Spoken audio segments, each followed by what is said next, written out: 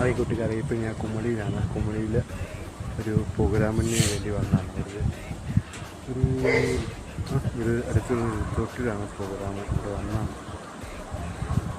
കൂട്ടുകാരെ. ഞാൻ ഇന്ന് കുമളി വന്നതാണ്. ഇവിടെ ഒരു പ്രോഗ്രാം. അപ്പം കുമളി തന്നെയാണ്. നല്ല ഇത് തിരിച്ചു പോകുമ്പോൾ മഞ്ഞില്ല പോകും.